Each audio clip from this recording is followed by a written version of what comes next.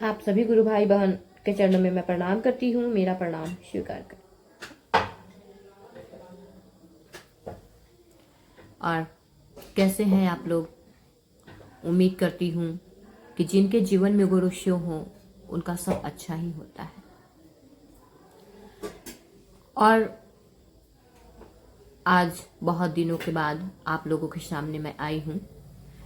ऐसा नहीं है, लेकिन आप लोगों ने देखा कि वीडियो के माध्यम से हम लोग महादेव गुरु का झंडा लेकर जगह जगह गए और सचमुच में साहब देवी के असीम दया से कितना सुंदर काम हुआ।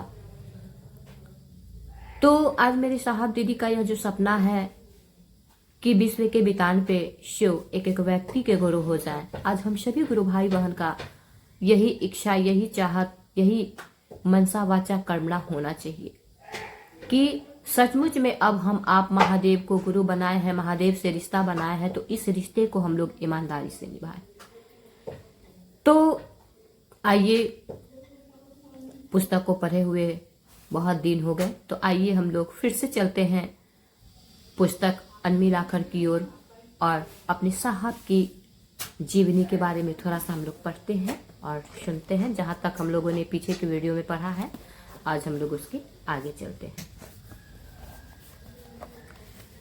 तो हम लोगों ने पीछे के वीडियो में पढ़ा है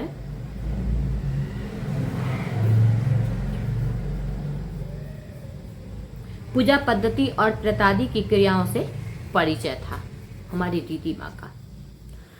ऐसी ऊटपटांग घटनाओं का सिलसिला बढ़ता गया।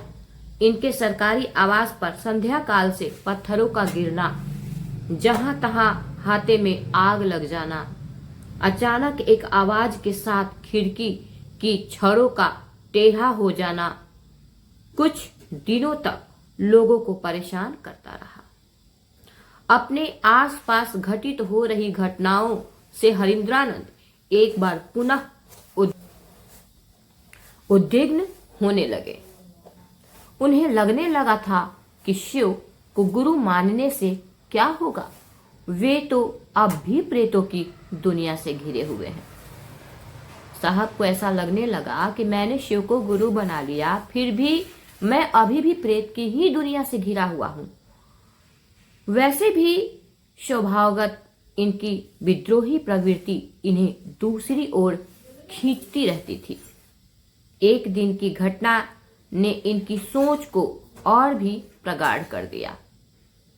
पत्थर गिरने की प्रक्रिया इन दिनों आम हो चली थी, सो इनकी खींच लाजिमी थी। एक दोपहर पत्थर गिर ही रहा था, तब इन्होंने गुस्से में आकर कुछ ऐसा कर दिया जिसकी कल्पना अर्धांगिनी की सोच से भी परे थी। 3 बजे के आसपास पत्थरों के गिरते समय उन्होंने शीशे के फ्रेम में लगी शिव की तस्वीर को आंगन में रखी चौकी पर रखते हुए कहा कि तुम लोग पत्थर बरसा सकते हो, तो इस तस्वीर को पत्थर से तोड़ कर दिखलाओ। तस्वीर आंगन की चौकी पर रखकर जैसे ही भीतर के लिए मुड़े, आवाज हुई चनाब। यानी कि साहब जो महादेव की तस्वीर को चौकी पे लगाए थे, उस तस्वीर को पत्थरों से प्रेत ने तोड़ डाला। पत्थर आसमान से तस्वीर पर गिरा, शीशा चकनाचूर। तस्वीर फट गई। तस्वीर रखने और उस पर पत्थर गिरने में 5-10 सेकंड का ही अंतराल रहा होगा। यानी कि तस्वीर रखाया और 5 से 10 सेकंड के अंदर तस्वीर पे पत्थर गिरता है और तस्वीर का शीशा चकनाचूर हो जाता है और तस्वीर जो है वो फट जाती है। उस समय स्थानीय थाने के पदाधिकारी, प्रशिक्षण में आए भारतीय प्रशासनिक सेवा के प्रशिक्षु 3-4 पदाधिकारी एवं प्रखंड के कुछ पदाधिकारी भी उपस्थित थे। इस अप्रत्याशित घटना से सभी सशंकित हो गए और प्रस्थान कर गए।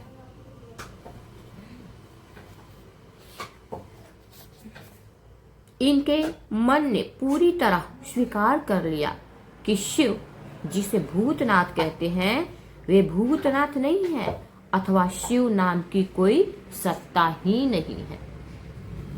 हरिंद्रानंद के इस विचार के उपरांत भी पत्नी नीलम का विचार हिमालय की तरफ अडिग रहा और वे लगातार इन्हें समझाती रही कि हम लोगों ने शिव को गुरु माना है। ये प्रेत चाहे जितना भी तंग करे, हम मिलकर उसका सामना करेंगे और एक दिन आएगा जब इस समस्या से हमें निजात मिलेगी। किंतु इनके मन में शिव के प्रति क्रोध भी था और पूर्व के वर्षों में की गई कई तरह की साधनाओं एवं क्रियाओं के प्रति मन उचाट भी। हरिंद्रानंद की उद्विग्नता बढ़ती जा रही थी। हालांकि शिव उनके गुरु हो चुके थे, फिर भी मन का तल आध्यात्मिकता और वर्तमान के कसमकस में फंसा था।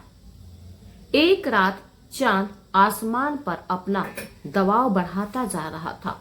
उसी मध्य रात्रि के पूर्व हरिंद्रानंद ने अपनी पत्नी से कहा, टेबल पर से महादेव का फोटो उठाइए और बाहर हाथे में ले चलिए। उन दिनों घर में मात्र वही एक महादेव की तस्वीर थी जो शीशे में मढ़ी थी और जिसे प्रेत ने पत्थर मारकर तोड़ा था। नीलम ने पूछा, क्यों? इन्होंने बिस्तर के नीचे से बंदूक निकाली, कारतूस उठाए और कहा, इस महादेव की तस्वीर को गोली मारेंगे। नीलम ने पुनः पूछा, क्यों? उत्तर आया, ज्यादातर रातें शमशान में गुजारी, फिर शिव को गुरु माना, तब भी प्रेत पत्थर फेंक रहे हैं। रोज गिरने वाले ये पत्थर लगभग 20-25 किलोमीटर दूर से गुजरते रेल पटरियों के पास के हैं। कोई ईंट का टुकड़ा नहीं है।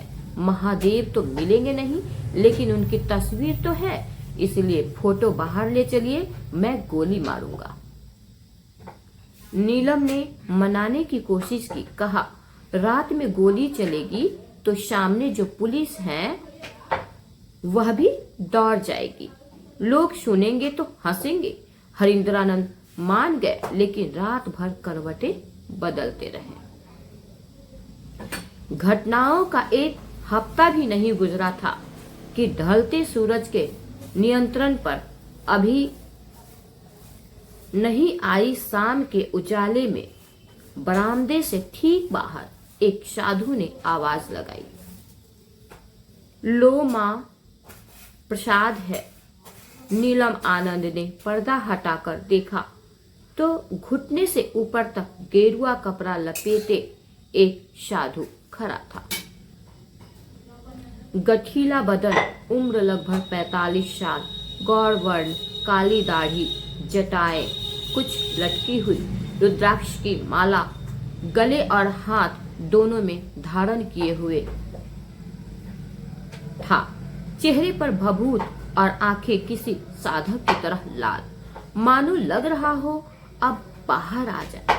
हाथ में त्रिशूल, बाएं कंधे पर लाल रंग का झोला लटक रहा था। वाणी में अतिशय माधुर्य पर गंभीरता थी। साधु ने पुनः दोहराया, मां, प्रसाद है, लो। नीलम ने समझा कि बाहर से कोई पंडा आए हैं, जैसे मायके में आया करते थे।